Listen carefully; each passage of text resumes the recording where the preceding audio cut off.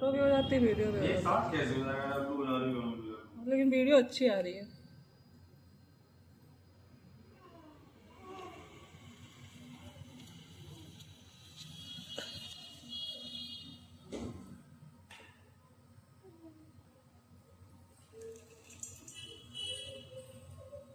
ये चली चिंटू।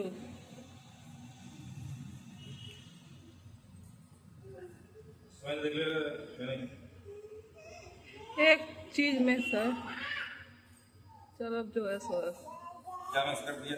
तुम तो सब मिक्स ही करके बताओगे कुछ अच्छे हो। ये नहीं बोलोगे कभी कुछ नहीं मिक्स नहीं कर। देख लो आओ नहीं तो तुम इधर बैठो। मम्मी तो पूजा कर रही है, मुझे पूजा। बैठ जाओ। यही सनातन धर्म है। पतिव्रत के प्रभाव और आपकी कृपा से कोई भी मेरी गति को नहीं रोक सकता। सावित्री के ऐसे धर्मपूर्ण वचन सुनकर यमराज प्रसन्न हुए और उन्होंने उसे एक वर नेत्रा नीचे बैठ जाओ बिट्टू। मेरे सास ससुर मैं आपसे यही मांगती हूँ कि उन्हें दिखाई दे रहे हैं उनके नेत्रों की ज्योति वापस आ जाए। यमराज ने कहा ठीक है, ऐसा ही होगा। इतना कहकर उन्होंने पुनः सावित्री को लौट जाने की सलाह दी। ये सुनकर सावित्री ने फिर से कहा, हे भगवान, जहाँ मेरे पतिदेव जाते हो वहाँ उनके पीछे पीछे चलने में मुझे कभी भी कष्ट या तो देने आई है। अरे उस तुम खाली उसको नहीं खिला रहे हो, उसको तो खिलाओ। तो कुछ कम पुण्यों का फल नहीं है। सावित्री के ऐसे धर्म युक्त और श्रद्धापूर्ण वचन अच्छा है। सावित्री, मैं तुम्हारे वचनों से प्रसन्न हूँ। तुम मुझसे और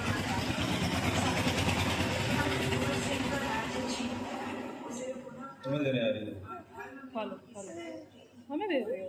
ऐसा वरदान दीजिए। यमराज ने वरदान देकर पुनः उसको लौट जाने को कहा। बराबर पीछा करती रही। उसकी ऐसी दृढ़ भक्ति को देखकर यमराज ने प्रसन्न होकर उसे तीसरा धारण की हुई लक्ष्मी के समान बढ़ने लगी और धीरे धीरे सुकुमार अंगों वाली यौवन अवस्था को प्राप्त हुई, जो अत्यंत सुंदर थी और संपूर्ण की प्रतिमा के समान पकड़ के लो, पकड़ के लो। लोग उसे देखकर यही समझते कि वह एक कन्या है। कमल के समान विशाल नेत्र वाली और तेज से अग्नि के समान तेजस्वी हुई वह सावित्री महर्षि भृगु द्वारा कहे गए सावित्री व्रत को करने लगी। व्रत के आरंभ में संदर्भ वर्ण वाली उस कन्या ने उपवास करके सिर धोकर स्नान किया। तो सावित्री देवी की प्रतिमा के पास जाकर अग्नि में करके ब्राह्मणों से स्वातिवाचन करवाया और उन ब्राह्मणों से अविशिष्ट पुष्पांजलि ग्रहण करके लक्ष्मियों से घिरी हुई लक्ष्मी देवी के समान शोभित हुई। 12 रोह और राजकन्या पिता के समीप गई। इनके चरणों में प्रणाम कर अम्मा की कौन सी हाथ धोकर राजा के पास में युवावस्था को प्राप्त हुई देखकर राजा ने उसके विषय में मंत्रियों से सलाह की और तुम्हारी कौन सी योग वर देने का समय आ गया है। मुझसे कोई तुम्हारे देश से आगे उधर कौन सी, उधर भी तो है गोल्ड की। आता और मैं भी विचार करने पर तुम्हारे अनुरूप बल को नहीं पा रहा हूँ। अतः देवताओं के निकट मैं निंदनीय हूँ। ऐसा कार्य तुम करो। मैंने धर्म शास्त्रों में पढ़ा और सुना भी है कि यदि पिता के गृह में रहती हुई विवाह के पहले ही जो कन्या धर्म से युक्त हो जाती है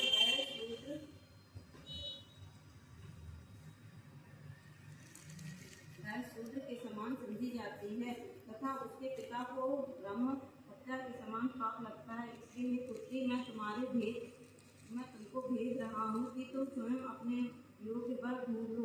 वृद्ध मंत्रियों के साथ सीख जाओ और मेरी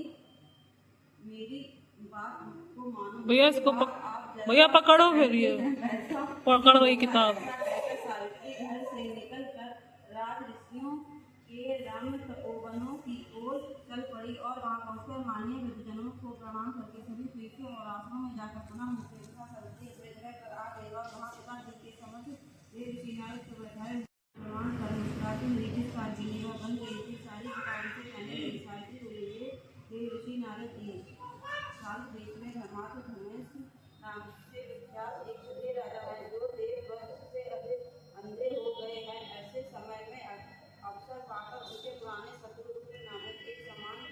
राजा ने उसे राजपाट छीन लिया। अतः वह आठ सेन छोटे बच्चे को साथ लेकर उसे अपनी स्त्री के साथ जंगल की ओर चल दिए। उसका व्यक्तित्व मन में भी बड़ा हुआ और धार्मिक और सत्यवादी है। अतः आपने अनुरूप प्रतीक समझकर मैंने उसे मन में वरण कर लिया। यह सुनकर नारद जी ने कहा, हे राजन, सावित्री ने यह बड़ा कष्ट प्रचार डाला। बाल बुद्धि होने से इसने केवल गुणवान समझकर सत्यवान को वरण किया। इसका पिता सत्य बोलता है, माता सत्य बोलती और वह स्वयं भी सत्यवादी। इससे उसका नाम मुनियों ने सत्यवान रखा। उसको अस्त्र थोड़े दिए और वह मिट्टी के घोड़े बनाया करता है तथा चित्र में भी घोड़ों को बनाता रहता है। इससे चित्रार्थ भी कहते हैं। सत्यवान द्वारा और गुण में नृत्य देखते जैसे के समान, ब्राह्मणों की रक्षा करने वाला और सत्यवादी तथा और शेनर सिमी के समान, यति के समान तथा चंद्रमा के समान देखने में प्रिय लगने वाला, दूसरे अश्विनी के समान और मैंने कहा था लखनऊ में कर लो, केवल यही एक दोष पास भी है, पास भी है अपने पास। हफ्ते में एक दिन चलिए। नारद जी की बात सुनकर राजकन्या सावित्री ने राजा से कहा, राजा लोग किसी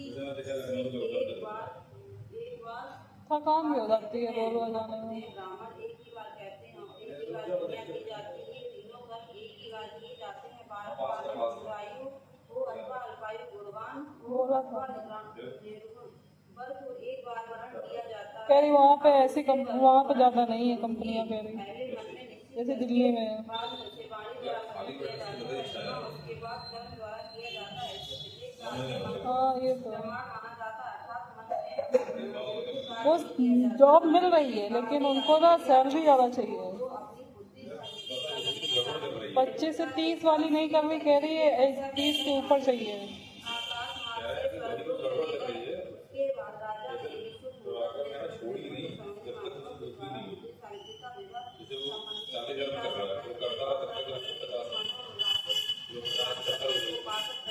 25-30 वाली मिल रही है।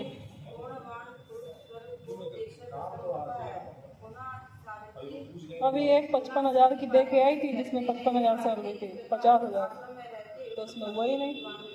इंटरव्यू देने गई थी वही नहीं।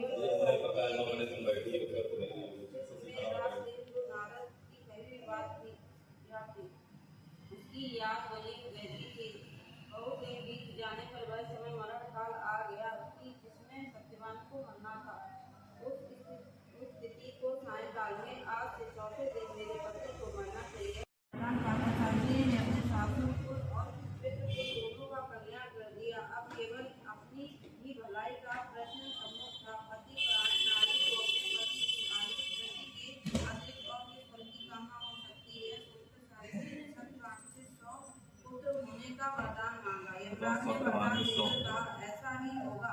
परंतु फिर भी सावित्री के वापस न लौटने पर यमराज दुखित होकर बोले, तुम सब कुछ पाकर भी वापस नहीं लौटती, अब मैं तुझे श्राप दे दूंगा। सावित्री हाथ जोड़कर बोली, यमराज जरा सोचो, बिना पति के मुझे कैसे पुत्र होगा।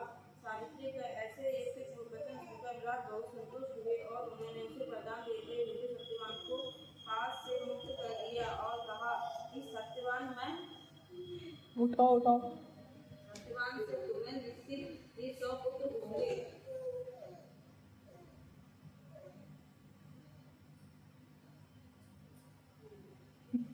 सावित्री को मनमांसिक वर देकर यमराज वहीं अंतर्धान हो गए और वह घर लौटकर वट वृक्ष के नीचे आई और वट वृक्ष के नीचे सत्यवान का वह शरीर पड़ा हुआ था। उसमें जीवन का संचार हो गया और लड़कर बैठ गया। उसके बाद सावित्री अपने पति के पास शांति से अपने आश्रम चली गई और सावित्री के ज्येष्ठ मास की पूर्णिमा के दिन इस व्रत सावित्री को किया जाता था। इसके प्रभाव से राजा को पुनः नेत्र की प्राप्ति हुई। सेवा मिलने में संकट राज्य की प्राप्ति और सावित्री के पिता को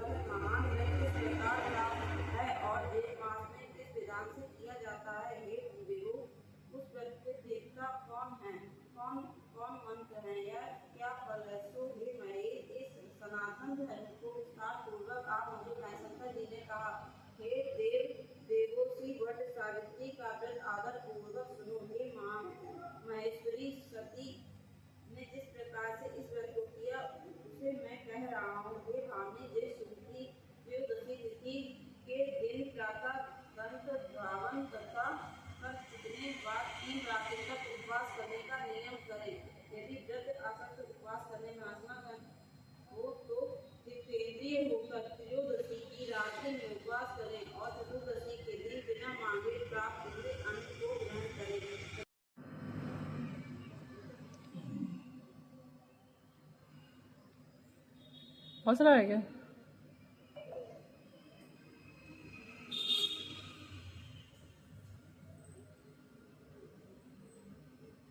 एक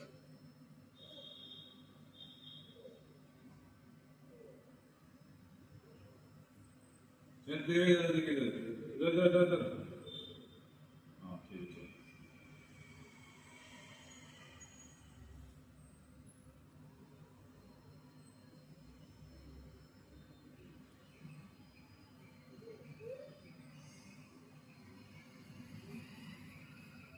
कल अमन ले गया था अपनी वाइफ को मोती झील।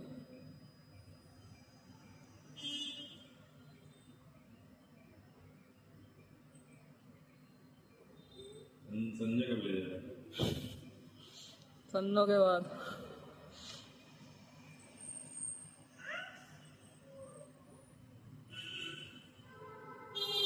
अब ये भी लगाएगी, लग रहा है गो गई। मामा को शादी करा देनी चाहिए भैया उसकी, और क्या? अभी मत बंधो उस बंधन में, बंधन में मत बंधो। उसकी कोई लड़की तो फिक्स नहीं है, कोई लड़की भी तो फिक्स हो फिर।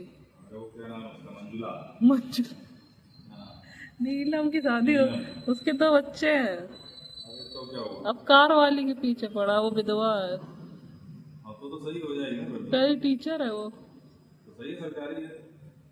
तो पता लगाया गया है, पता नहीं। देखो कहते ये करती है, इस सन्नो कहती ये करता है, पता नहीं वो करती है क्या करती है कि क्या नहीं। पता करती है? तो घर में जाओ मामे से बोल तो चुका है। जल्दी जल्दी जल्दी जल्दी।